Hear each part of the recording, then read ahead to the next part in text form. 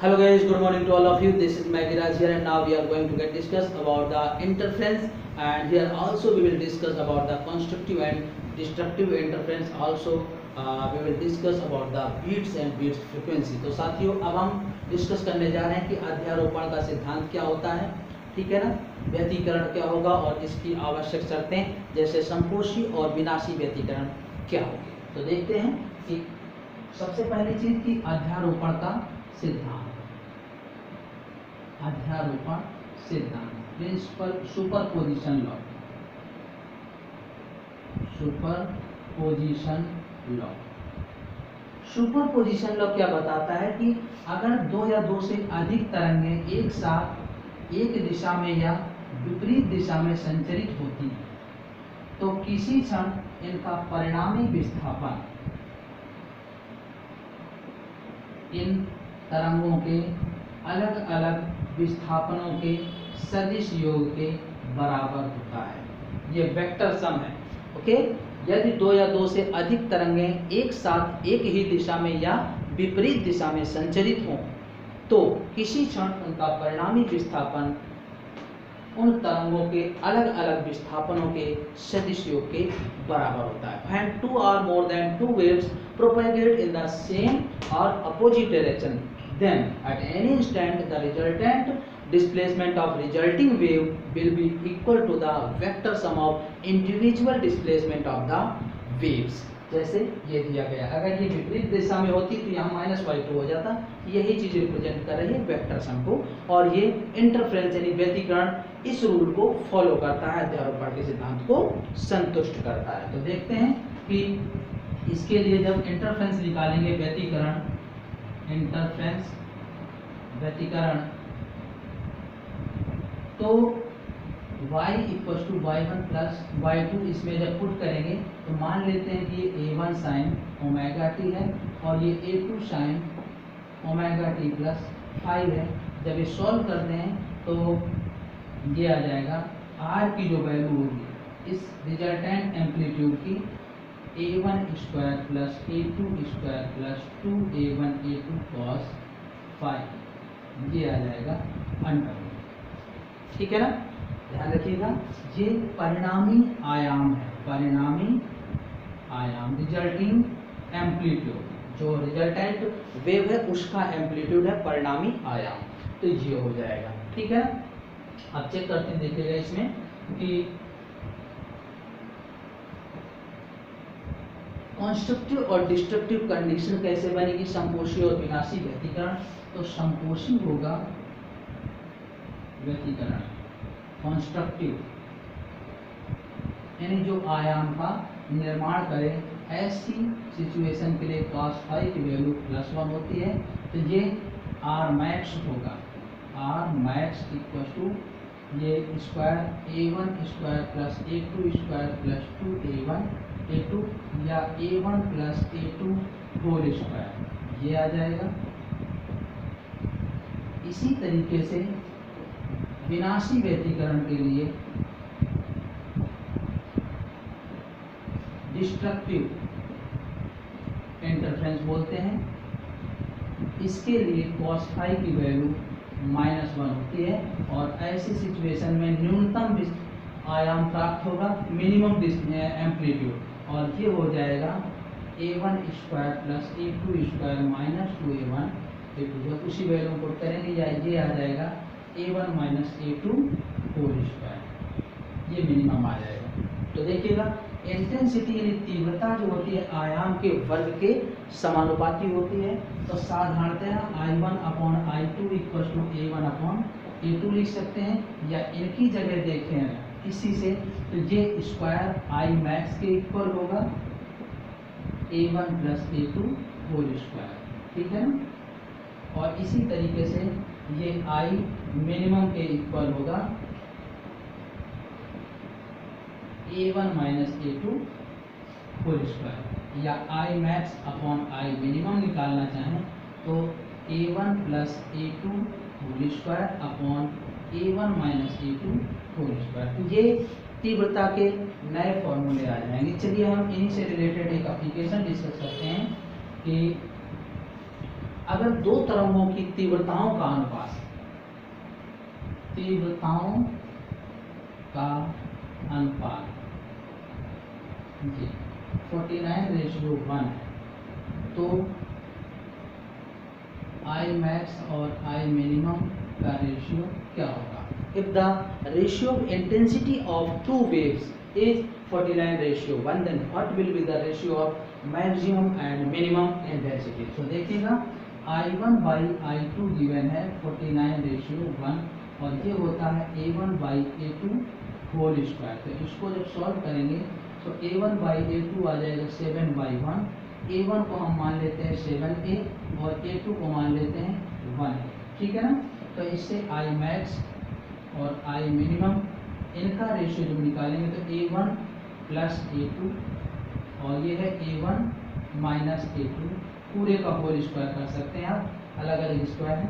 तो 8A/6A whole square, तो ये आ जाएगा 4/3 यानी 16/9। तो ये आ जाएगा मैक्सिमम और मिनिमम इंटेंसिटी यानी तीव्रताओं का अनुपात आ जाएगा, ठीक है। तो इस तरीके से हम व्यतिकरण में भी ये चीजें ज्ञात कर सकते हैं। चलिए अब हम डिस्कस करते हैं विस्पंद, beats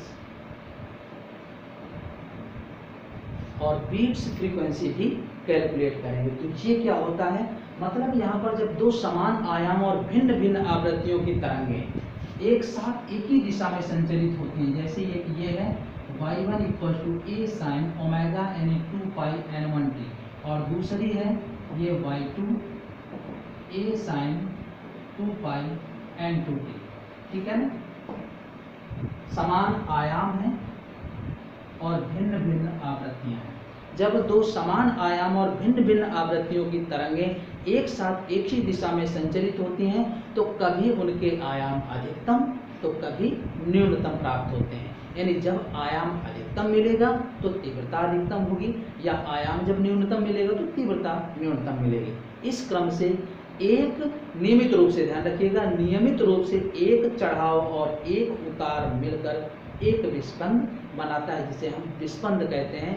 Okay, so whenever two waves with the same amplitude and different frequencies be propagate in the same direction, that at any instant its amplitude is max and sometimes its amplitude becomes minimum, and whenever its amplitude maximum then intensity be maximum, and whenever its amplitude is minimum then its intensity will minimum. So we can say that a consecutive rise and fall, a completely one rise and one fall maintain one beat.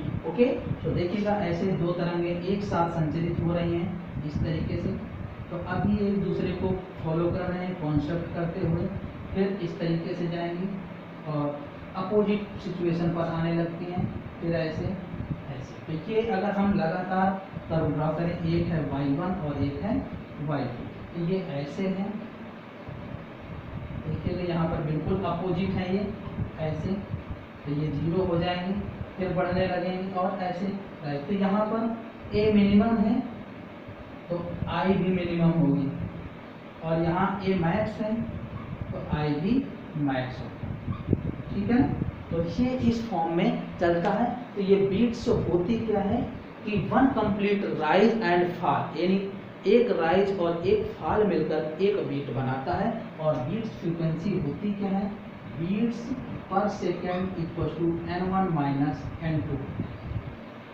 ये ध्यान रखिएगा, ये beats है जिसे हम विस्पंद प्रति second बोलते हैं, ठीक है ना।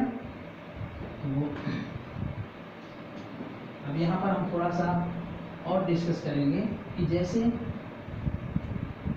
तरंगें संचरित होती हैं तो ये इस क्रम से देखिएगा, ये नोड होते हैं और बीच वाला एंटी नोड होता है, नोड एंटी नोड नोड। तो नोड से नोड या एंटी नोड से एंटी नोड तक की दूरी λ/2, या नोड से एंटी नोड या एंटी नोड से नोड, ये हो जाएगी λ/4। अगर इसकी कहीं जरूरत पड़ती है तो इसका भी यूज कर सकते हैं, ठीक है ना। तो ये होते हैं बीट्स पर सेकेंड। अब देखते हैं कि समतल अप्रगामी तरंगें क्या होती हैं।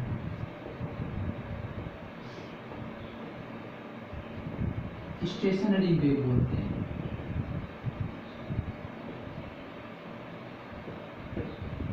ठीक है ना। तो इसके लिए दो कंडीशन है, soft and hard reflecting surface. तो हम सबसे पहले मृदु सॉफ्ट परावर्तक सतह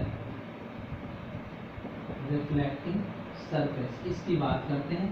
तो ऐसे जब कोई वेव आएगी तो ये अगर y1 equal to a sine 2 pi t by capital T minus x by lambda है, तो ये सेम फेज में रिटर्न कर जाएगी, यानी हम कह सकते हैं कि फेज डिफरेंस 0 होता है। ठीक है ना।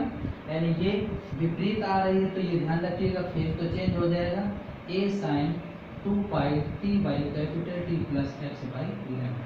ये मृदु परावर्तक सतह के लिए होती है। और यहाँ पर y equal to y1 plus y2 कर देंगे तो इसका इक्वेशन मिल जाएगा। ठीक है ना, ध्यान रखिएगा। तो अब यहाँ से अगर हम वैल्यू रखते हैं तो इसमें स्टेशनरी वेव की इक्वेशन मिल जाएगी।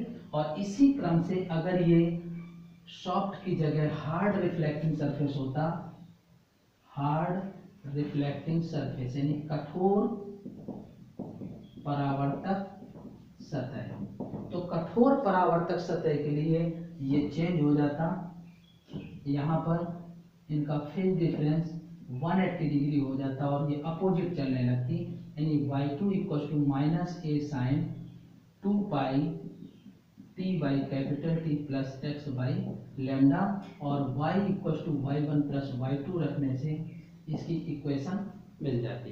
ठीक है ना। तो इसकी इक्वेशन का उस सीक्वेंस इस तरीके से होता है, सॉफ्ट के लिए जैसे निकालेंगे y equal to y1 plus y2 यानी y equal to minus a sine 2 pi x by lambda cos 2 pi t by capital T।